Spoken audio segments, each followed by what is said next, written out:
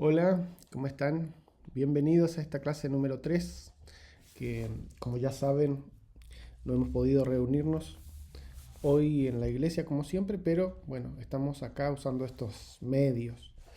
Así es que este es el día número 3 de la unidad 9 y en este día número 3 el título es Dios trabaja por medio de usted.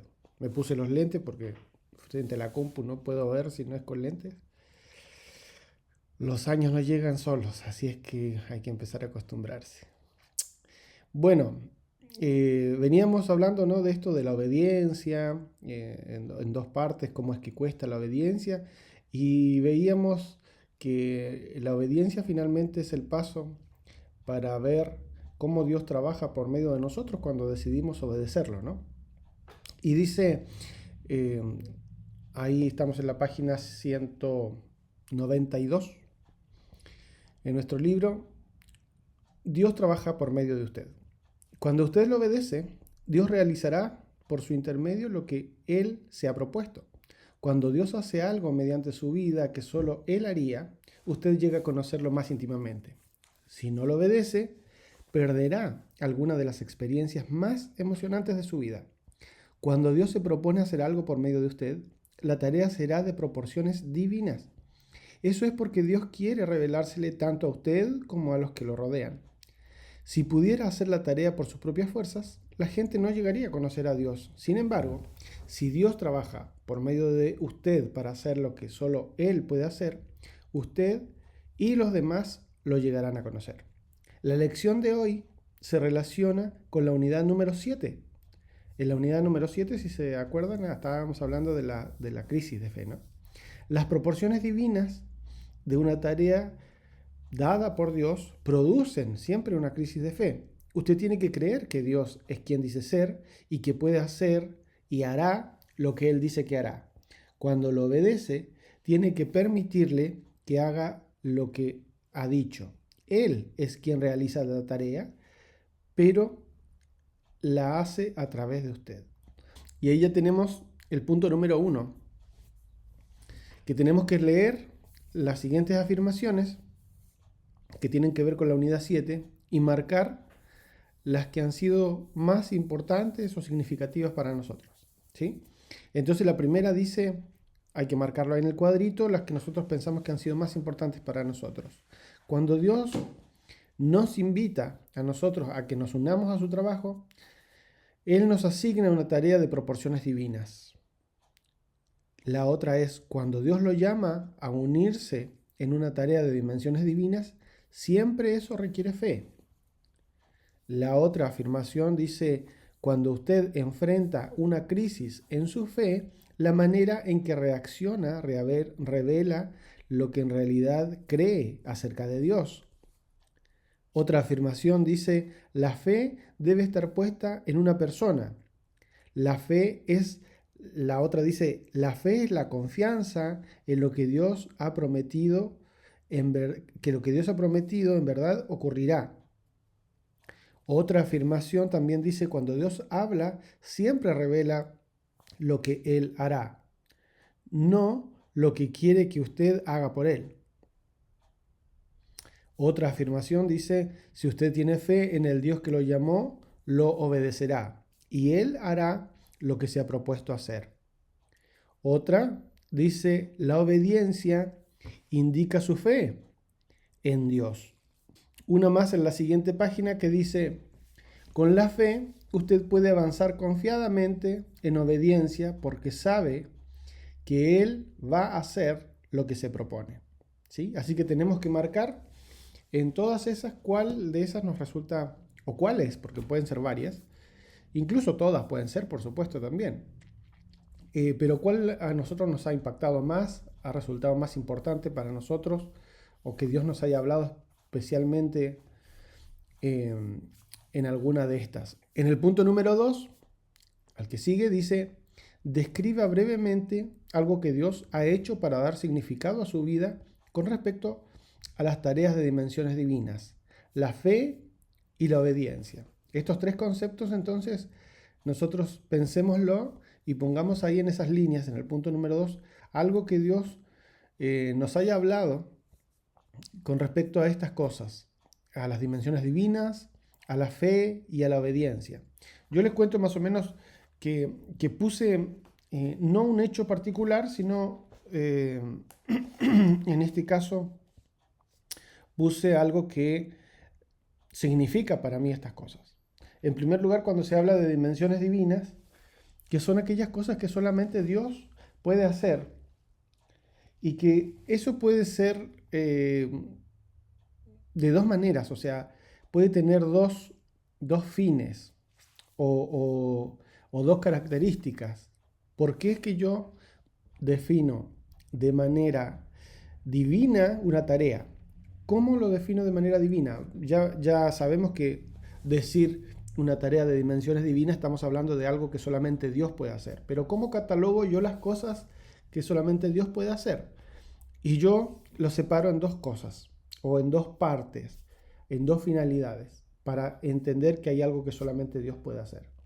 Que Dios puede hacerlo por su dificultad, o sea, hay cosas que son tan difíciles que al ser humano no le resulta posible hacer.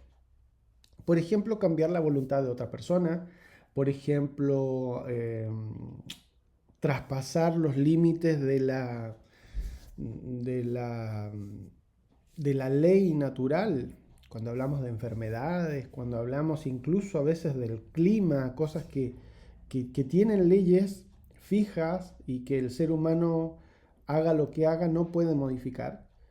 Eso es una tarea o un hecho divino. Solamente Dios lo puede hacer. A Dios no lo sujeta o no lo limita las leyes universales, las leyes naturales, eh, nada de eso, ni la voluntad humana siquiera. Entonces, yo cuando veo algo, digo esto es de Dios. ¿Por qué? Porque puede ser algo tan difícil que el ser humano no puede hacer. Pero también hay otra categoría que yo, eh, a la que puedo asociar a que hay una tarea de dimensiones divinas, y es con respecto a su finalidad. Es decir, ¿por qué pasa esto? ¿Con qué propósito pasa tal cosa? Y lo que veíamos en este estudio, por lo menos lo que yo, una de las cosas que más me ha impactado, es que Dios al final quiere estar con nosotros, y todo el reconocimiento y toda la gloria, toda la adoración es para Él. Dios quiere acercarnos a nosotros, quiere que nosotros nos acerquemos a Él, que le reconozcamos como Dios, y esa finalidad, ese amor que Dios tiene por nosotros, es una finalidad en sí mismo, que es algo que ni el ser humano hace naturalmente, ni el diablo va a querer hacer, por supuesto. En realidad va a buscar todo lo contrario. Entonces hay cosas que Dios hace para acercarnos, para que estemos cerca de Él, para que le amemos a Él, para que Él nos pueda proteger, para que Él nos pueda cuidar. Y eso yo lo veo como una tarea divina, porque eso no lo hace ni el ser humano por sus propios medios, ni lo hace el diablo. Eso solamente lo puede hacer Dios. Entonces, cuando hablamos de tareas de dimensiones divinas, cosas que solamente Dios puede hacer, lo separo en esas dos cosas, ¿no? Puede ser algo que es muy difícil para el ser humano hacer por sus propios medios, o imposible más bien, o puede ser que sea algo que el fin de eso sea acercarnos a Dios. Con respecto a la fe, porque acá decía en este punto número 2 que pongamos algún hecho, algo que Dios haya hecho en nuestra vida, alguna experiencia eh, que nos ha hecho resignificar esto para nosotros, la concepción que teníamos de las tareas divinas, de la fe y la obediencia, ¿no? Dimensiones divinas, ya lo dije, la fe, esto de entender que solamente Dios es el que nos puede ayudar, que Él está en el control de todo, que Él existe en primer lugar. Ese sería como el punto número 1, ¿no? Porque el texto que aprendíamos cuando hablábamos de esto de la fe decía precisamente que el que se acerca a Dios es necesario, o sea, es el requisito fundamental que crea que Dios existe. Si no crees que Dios existe, es muy difícil hablar de fe después de eso, porque ya como que cerraste la puerta al principio, ¿no? Entonces, entender, asegurarse, eh, estar absolutamente convencidos de que Dios está en el control de nuestras vidas, está en el control de lo que pasa en el mundo, está en el control de los tiempos. Todo gira en torno a Él y Él está presente en todo momento y todo tiene un fin, ¿no? Y lo último, la obediencia, que al final llega todo lo demás que hemos visto, tanto darnos cuenta que hay tareas de dimensiones divinas, que solamente Dios puede, cosas que Dios puede hacer, la fe que es necesario para poder caminar con Dios, entender que Él existe, que Él está presente. Y al final todo eso llega en un resumen para nosotros que nos hace tener que tomar una decisión. ¿Obedezco o no? Hablábamos de esto de que no hay un paso intermedio. Yo hago las cosas o no las hago, camino hacia adelante y detenerse no es un punto medio porque detenerse en el Evangelio siempre es retroceder. Entonces, eh, la obediencia al final es lo que nos toca a nosotros, es el paso que nosotros los seres humanos tenemos que dar. Si decidimos avanzar, creer, en tener fe, como dice el punto anterior, creer que Dios hace cosas imposibles y bueno, actuar en cuanto a eso. Pero la obediencia siempre es acción. Así es que con estos conceptos poder escribir este punto número 2, a ver qué cosas Dios ha hecho para me ha hablado o yo he podido experimentar con respecto a esto de tareas divinas, de la fe y la obediencia. Eso hay que anotar en el punto número 2. Siguiendo, nos habla el caso de Moisés, ¿no? Dice, Moisés obedeció a Dios y cumplió. Solamente con la obediencia empezó Moisés a experimentar la naturaleza de Dios. Lo que empezó a conocer sobre Dios creció como resultado de su obediencia a Dios. En la vida de Moisés podemos ver este modelo. Dios habló, Moisés obedeció y ahí Dios realizó lo que se había propuesto hacer. Hablábamos de esto la clase anterior, ¿no? De que en el Evangelio no está primero la prueba de que se va a cumplir lo que queremos, o sea, lo que Dios nos ha dicho, y después nosotros tenemos que ir a hacerlo, sino al revés. Tenemos que hacerlo primero y después vamos a ver el resultado de esa experiencia, ¿no? de la fe. Vamos a leer entonces el punto número 3, dice que leamos en Éxodo capítulo 7, en el versículo 16, para que luego podamos responder las preguntas que están ahí. Así es que vamos a leer en Éxodo capítulo 7, versículo 16. Dice de la siguiente manera. Esto está hablando Dios a Moisés y dice, y dile, esto le dice Dios a Moisés, y dile, Jehová, el Dios de los hebreos, me ha enviado a ti diciendo, deja ir a mi pueblo para que me sirva en el desierto, y he aquí que hasta ahora no has querido oír. Acá dice que leamos el capítulo 7, el versículo 16, pero en el versículo 2 de este mismo capítulo, del capítulo 7, dice, tú dirás, esto le está hablando Dios a Moisés, tú dirás las cosas que yo te mande, y Aarón tu hermano hablará a Faraón para que deje ir de su tierra a los hijos de Israel. Entonces la primera pregunta que tenemos ahí en el punto número 3, la pregunta A, dice, ¿qué se le ordenó a Moisés que hiciera? Y eso está en el versículo 2 que acabamos de leer, ¿no? El versículo 2, entonces la respuesta ahí sería a la pregunta A, ¿qué es lo que se le ordenó a Moisés que hiciera? Dice, tú dirás todas las cosas que yo te mande, y Aarón tu hermano hablará a Faraón para que deje ir a la tierra de su tierra a los hijos de Israel. O sea, ¿qué le ordenó Dios a Moisés? Que hable todas las cosas que él le mandó. Esa sería la respuesta en la pregunta A del punto número 3. En el punto número 4, en el punto B, dice, ¿qué dijo Dios que iba a hacer? Esto está en el versículo 4. Dice, y Faraón no os oirá. O sea, Dios ya le estaba anunciando que Faraón no iba a escuchar lo que le iban a decir. Dice, mas yo pondré mi mano sobre Egipto y sacaré a mis ejércitos, mi pueblo, los hijos de Israel de la tierra de Egipto con grandes juicios. Entonces, ¿Qué es lo que Dios dijo que iba a hacer en el versículo 4? Que Él pondría su mano. Dice: Faraón no te va a escuchar, pero yo pondré mi mano sobre Egipto y sacaré a mis ejércitos, dice Dios, y lo haré con grandes juicios. Eso fue lo que Dios dijo que iba a hacer. Esa es la respuesta de la pregunta B, ¿cierto? Que está en el versículo 4. La pregunta C dice: ¿cuál sería el resultado cuando Moisés obedeciera y Dios hiciera lo que dijo que haría? ¿Qué iba a resultar de todo esto después de la obediencia de Moisés? El versículo 5 lo dice. El versículo 5 dice: y sabrán los egipcios que yo soy Jehová, cuando extienda mi mano sobre Egipto y saque a los hijos de Israel de en medio de ellos. Entonces, ¿cuál va a ser el resultado? Que los egipcios iban a conocer quién era Dios. Pero todo esto ocurriría después de la obediencia de Moisés, es decir, después de que Moisés vaya y hable con el faraón. Primero tenía que pasar eso y después se iban a ver los resultados de eso. El punto número 4 dice: lea Éxodo 8 del 16 al 19, y vamos a leerlo, está ahí cerquita. Entonces, Éxodo capítulo 8,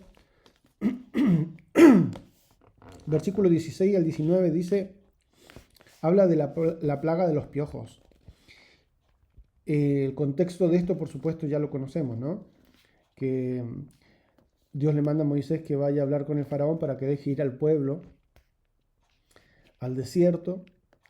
El faraón no quiere, entonces Dios empieza a mandar diferentes plagas de diferentes cosas, animales básicamente, pero también después el río se convierte en sangre, y por último la muerte de los primogénitos, ¿cierto? Que son como juicios que Dios manda para demostrar su poder, y también por la dureza del corazón del faraón, que no deja salir al pueblo que ellos tenían oprimido, que ellos tenían de esclavos. Y obviamente porque los tenían ahí para trabajar, para sus construcciones, ¿no? Para los trabajos más pesados, tenían a todos esos millones de personas esclavizadas. Entonces, por eso no los querían dejar salir, obviamente. Y Moisés manda, y Dios manda todas estas plagas como muestra de su poder para que finalmente termine el faraón rindiéndose y dejando ir al pueblo. Y acá está hablando de la plaga de los piojos. Versículo 16, capítulo 8, dice, en Éxodo estamos. Entonces Jehová dijo a Moisés: di a Aarón, extiende tu vara y golpea el polvo de la tierra para que se vuelva piojos en todo el país de Egipto. Y ellos lo hicieron así. Y Aarón extendió su mano con su vara y golpeó el polvo de la tierra, el cual se volvió piojos. Así, en los hombres como en las bestias, todo el polvo de la tierra se volvió piojos en todo el país de Egipto. Y los hechiceros hicieron así también, para sacar piojos con sus encantamientos, pero no pudieron. Y hubo piojos tanto en los hombres como en las bestias. Entonces los hechiceros dijeron a Faraón: dedo de Dios es este. Mas el corazón de Faraón se endureció y no los escuchó, como Jehová lo había dicho. Estamos en el punto número 4 entonces. ¿Qué dijo Dios que iba a hacer? Ahí está hablando del versículo 4, pero yo creo que se refiere más, dice versículo 4 entre paréntesis, y yo creo que se refiere más al versículo 16, que en el versículo 16, entonces Dios le dice que a Aarón, le dice a Moisés: dile a Aarón que extienda su vara y golpee el polvo de la tierra para que se vuelva piojos por todo el país de Egipto. Eso es lo que Dios dice que iba a hacer. Pero eso está acá en el libro, dice versículo 4, o sea, verso 4 ahí, entre paréntesis. Yo creo que no está bien puesto. Para mí quiere decir el versículo 16, porque ahí es donde dice lo que Dios va a hacer, que va a convertir el polvo en piojos. ¿Sí? Así que pongámosle ahí versículo 16 si quieren borrar el versículo que dice verso 4. Y lo que Dios dice que va a hacer es que se vuelva piojos en toda la tierra el polvo. Esa es la respuesta a la pregunta A, que dice: ¿qué Dios dijo que iba a hacer? ¿Qué es lo que Dios dijo? Que iba a convertir el polvo lo iba a convertir en piojos en todo el país. En la pregunta B, ¿Cómo respondió Moisés y Aarón? Dice que lo busquemos en el versículo 17 que dice, y ellos lo hicieron así. O sea, ¿qué pasó con Moisés y Aarón? Obedecieron. Y extendió Aarón su vara, golpeó el polvo de la tierra y se volvió piojos en todo el país. Así que, ¿cómo respondieron Moisés y Aarón? Obedecieron lo que Dios les había dicho. En la pregunta C, estamos en el punto número 4, ¿cierto? ¿Quién convirtió en polvo en piojos? La respuesta, ¿Moisés y Aarón o Dios? Eso está en el versículo 19. ¿Quién fue al final? Porque Aarón y Moisés golpearon el polvo, ¿cierto? Con la vara. Versículo 19 dice, entonces los hechiceros fueron los que dijeron, dedo de Dios es este. O sea, los hechiceros mismos reconocen que es Dios el que hace este tipo de obras, ¿no? Entonces acá podemos ver, en el modelo este de la vida de Moisés, podemos ver como un siguiente patrón, ¿no? que se va repitiendo después en otros personajes bíblicos también, en otras historias, que es que Dios invita a Moisés, en este caso Moisés, Dios lo invita para que se una a lo que él iba a hacer, que era liberar a Israel, ¿cierto? Después de eso, Dios le dice a Moisés lo que va a hacer. ¿Qué es lo que pasa con Moisés al recibir esa palabra? Obedece. Después, Dios cumple lo que él se proponía hacer. Y finalmente lo que pasa con Moisés y los que lo rodearon es que llegan a conocer a Dios de una forma más clara y de una forma más íntima. Cuando el pueblo se vio entre el mar y el ejército egipcio que los perseguía, Dios le dijo a Moisés que alzara su vara sobre el mar. Moisés obedeció y Dios abrió el mar para que el pueblo cruzara en la tierra seca. Esto lo podemos leer ahí en Éxodo 14. Luego, María dirigió al pueblo en un himno de alabanza describiendo su nueva comprensión de Dios. Habían visto maravillas que nunca antes habían experimentado, ¿cierto? Cuando el pueblo tuvo sed y no tenía agua para beber, se quejaron a Moisés. Dios le dijo a Moisés que golpeara la peña con su vara. Moisés obedeció y Dios hizo que saliera agua de la roca. Este modelo se ve una y otra vez que se repite en la vida de Moisés. Entonces, siguiendo esto, teniendo en cuenta esto, vamos al punto número 5, que dice, enumere del 1 al 5 en orden correcto las etapas de la manera en que Dios obraba por medio de Moisés. O sea, vamos a ir viendo o poniendo ahí en cada una de las alternativas cuál es el orden, por así decirlo, ¿no? Las alternativas son, la A dice, Moisés y los que lo rodeaban llegaron a conocer a Dios de una forma más clara e íntimamente. La B es, Moisés obedeció. La C dice, Dios le dijo a Moisés lo que debía hacer. La alternativa D, de dedo, dice, Dios cumplió lo que se proponía hacer. Y la alternativa E dice, Dios invitó a Moisés a unírsele en lo que él haría para libertar a Israel o para librar a Israel. Bien, en eso entonces tenemos que poner en qué orden suceden estos acontecimientos, ¿no? El primero que dice, la A, que dice Moisés y los que lo rodeaban llegaron a conocer a Dios de una forma más clara e íntimamente, eso no es de los primeros pasos, en realidad es el último, ¿no? Es uno de los últimos. Así que la A no es ni la 1, ni la 2, ni la 3, es la 5. En la B dice, Moisés obedeció. Esto también es un paso que va más adelante. En la C dice, Dios le dijo a Moisés lo que iba a hacer. Eso también es de los primeros pasos. La D dice, Dios cumplió lo que se proponía hacer. La E dice, Dios invitó a Moisés a unírsele en lo que él haría para librar a Israel. Ese sería el punto número 1. Todo parte de ahí, porque Dios siempre nos hace una invitación primero para que nos podamos unir en lo que él va a hacer, ¿cierto? Eso es lo que hace con Moisés. Así que ese sería el punto número 1. La E entonces vendría siendo el número 1. El número 2 vendría siendo la C, que dice que Dios le dijo, después de que Dios lo invita a Moisés a unirse, Dios le dice lo que él va a hacer. Así que la C es el número 2. El número 3 vendría siendo lo que Moisés hace después de eso. Moisés obedece. Así que eso vendría siendo la letra V. La V es el punto número 3. El punto número 4 sería la letra D, que dice Dios cumplió lo que se proponía hacer. Por lo tanto, la A sería el punto número 5, ¿no? Que es el final. Al final de que pasa todo esto, Moisés y los que lo rodeaban llegaron a conocer a Dios de una forma más íntima. Ese sería el punto número 5.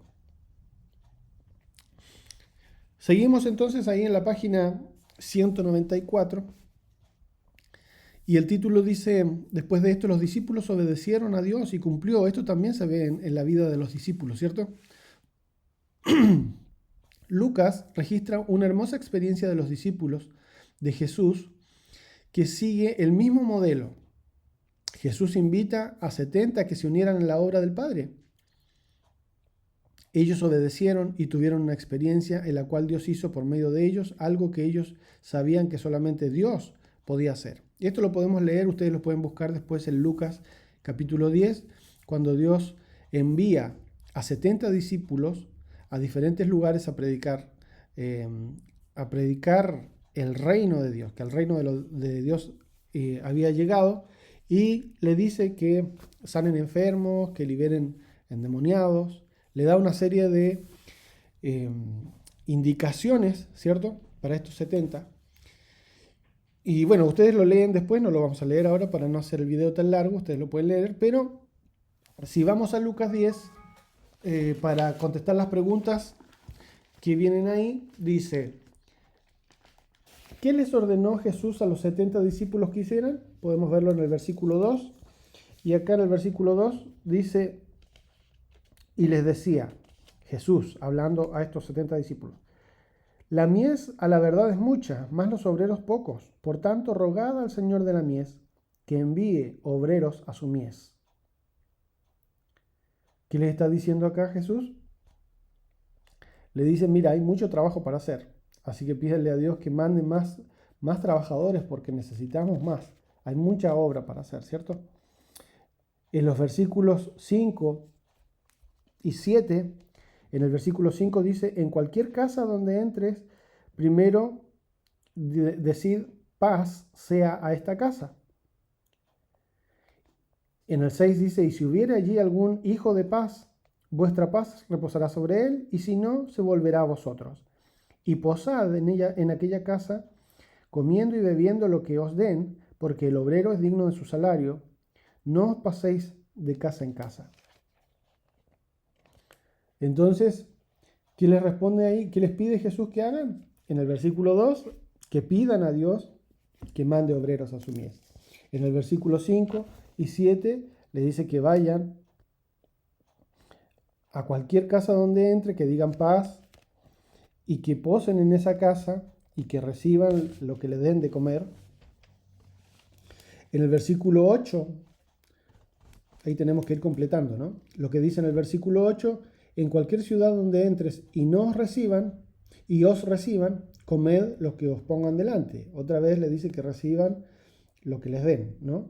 En el versículo 9 dice, y sanad a los enfermos que en ella haya, o sea, en la ciudad, y decidles, se ha acercado a vosotros el reino de Dios.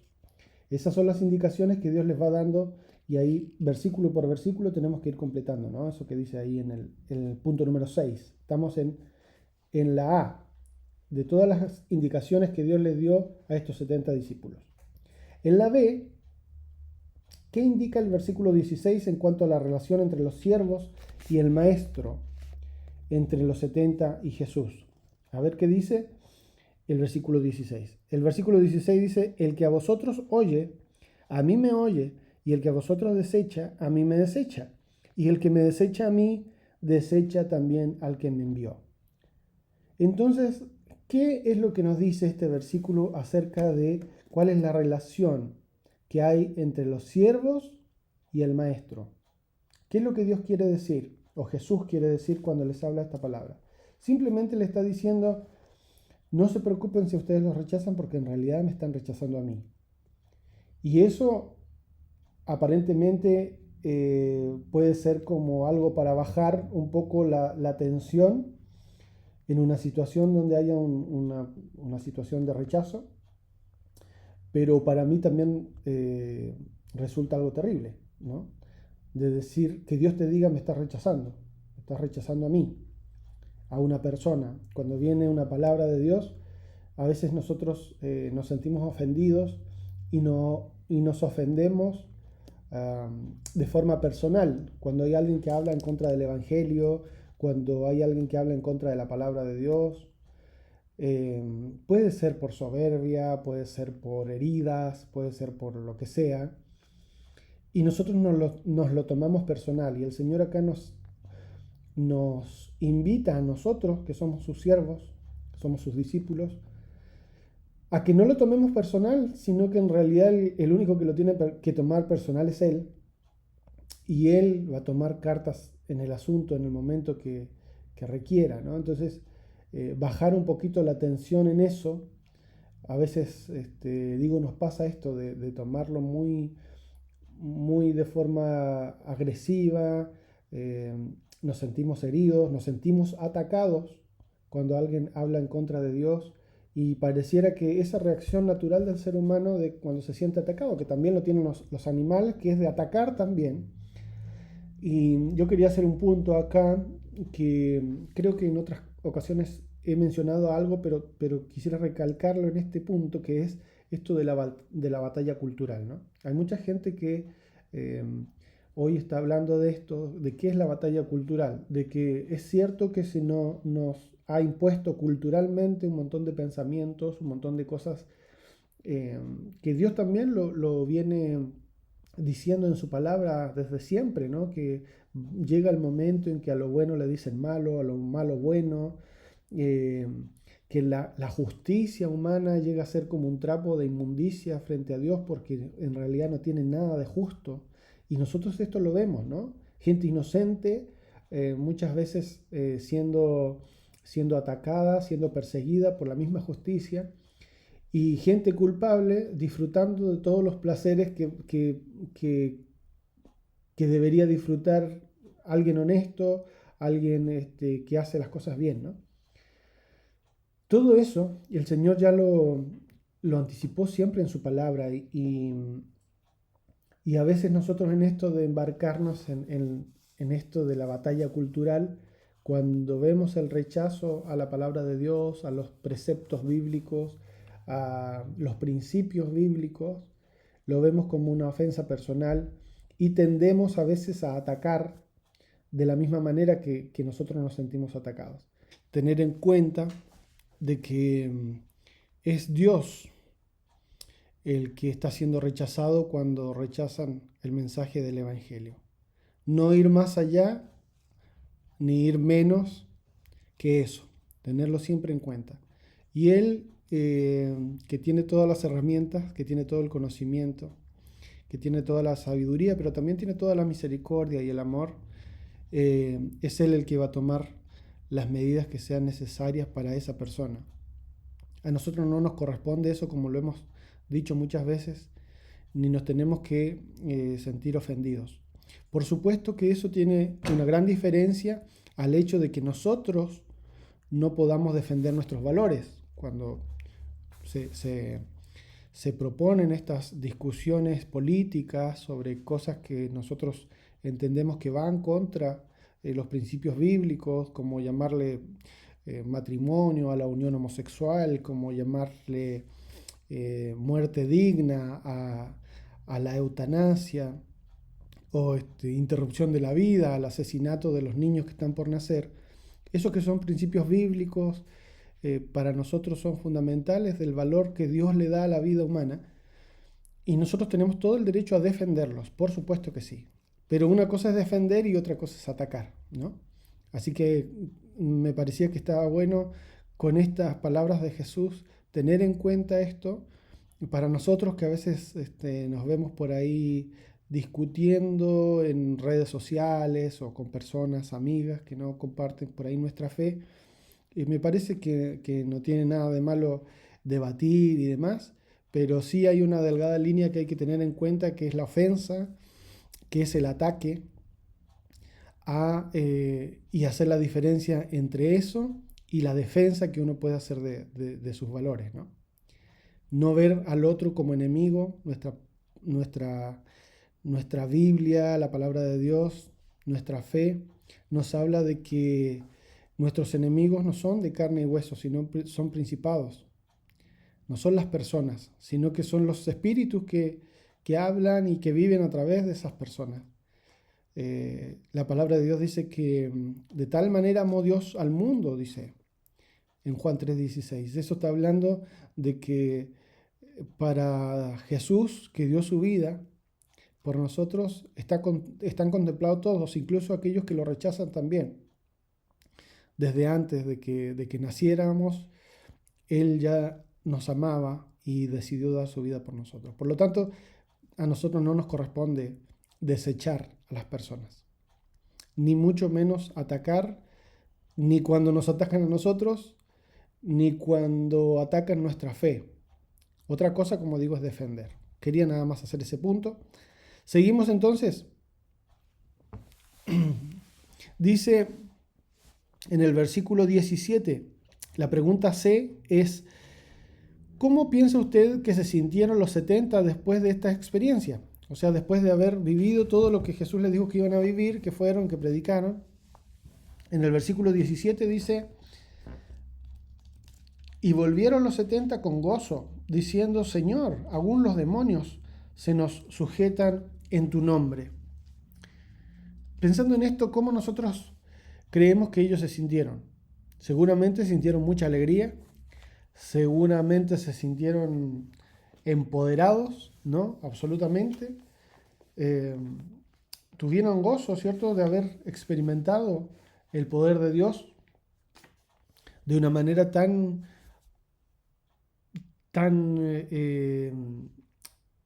sobrenatural, y eso se pudo vivir, o pudieron ellos vivir esa experiencia porque obedecieron a Dios. Al final de cuentas, vieron que Dios estaba actuando, pero por su obediencia, ¿no? Ellos lo que tuvieron que hacer fue primero escuchar las indicaciones y después ir. En el versículo, en la pregunta D, dice: ¿qué piensa usted que los 70 llegaron a conocer sobre Dios mediante esta experiencia? ¿Qué cosas conocieron estos 70? Yo creo que algo acabo de decir, ¿no?, en la pregunta C, pero nosotros pongámoslos cada uno en nuestras palabras. ¿Qué es lo que nos parece a nosotros que ellos experimentaron? Algo desconocido de Dios hasta ese momento para ellos, pero que ahora lo pudieron ver, ¿no?, por esta experiencia de haber respondido bien a la invitación de Dios y haber obedecido. Jesús dio a estos discípulos, seguidores, instrucciones específicas.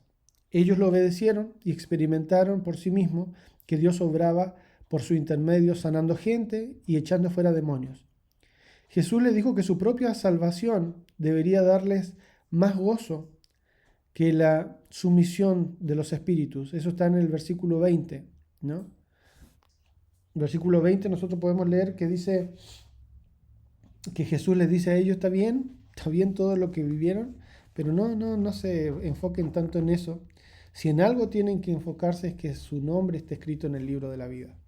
Algo que muchas veces hemos hablado también, ¿no?, de esto de cosas espectaculares que a veces nos nublan la vista y lo vemos como indicadores de que esto es de Dios, de que esto es la voluntad de Dios. Sin embargo, Dios dice: está bien, eso puede ser.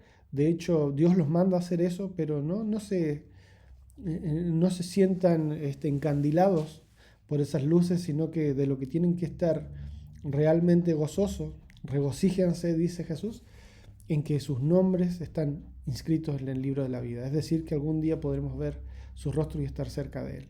Esa es la finalidad que tenemos como cristianos.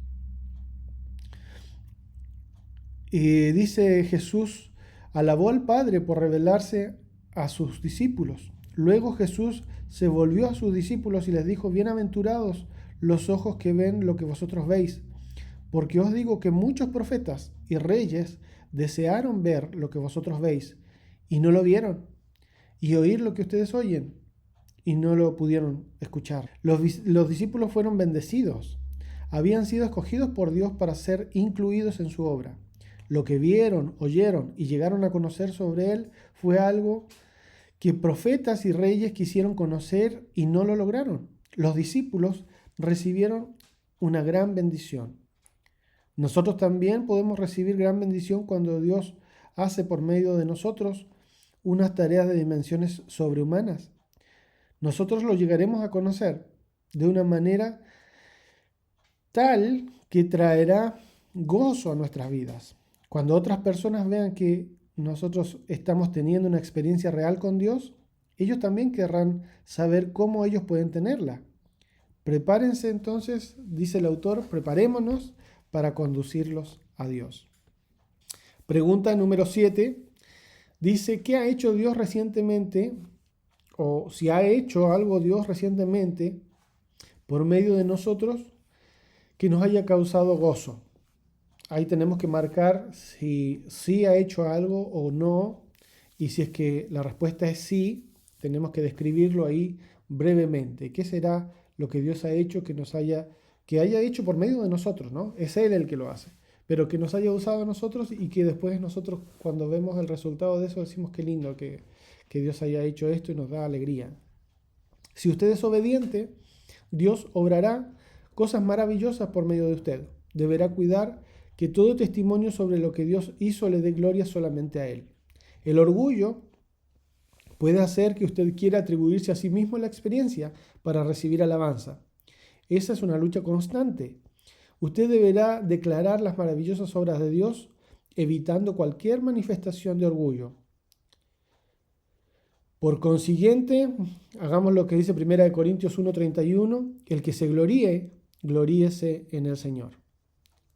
Y ya como punto número 8, para finalizar nuestra lección de hoy, podemos repetir en voz alta el versículo que tenemos asignado para esta unidad, ¿no? Estamos en la unidad 9 y el versículo asignado es el que dice, respondió Jesús y le dijo, el que me ama, mi palabra guardará, y mi Padre le amará, y vendremos a él y haremos morada con él. ¿Sí? Así que bueno, esta es la lección del día de hoy. Espero que sea de bendición para ustedes. Un abrazo grande y nos vemos, si Dios quiere, la próxima semana, el jueves, como siempre. Cualquier cosa, estamos ahí en el grupo. Cualquier cosa que quieran mandar, que quieran comentar, ya sea con audio, escrito o escrito, pueden hacerlo de forma privada ahí al grupo de WhatsApp. Un abrazo grande, nos vemos.